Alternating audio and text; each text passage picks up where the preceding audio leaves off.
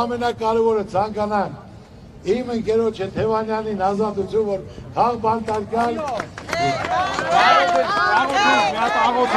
Ամ ձեր համար, ամ Թևանյանի, ամ ժողովրդի, այլ մեր աղոթքը անենք ժողովրդով։ Օրեմ ասեմ, Թևանյանը համար ես ասել եմ, որ Թևանյանն մարդն են նվիրյալ,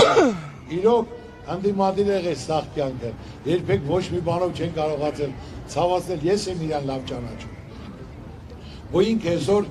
վախի մթնոլորտ ստեղծելով, որ քարոզություն առավոտ երեկո կատարում էր, սկսած Գյումրիով, սկսած Երևանով,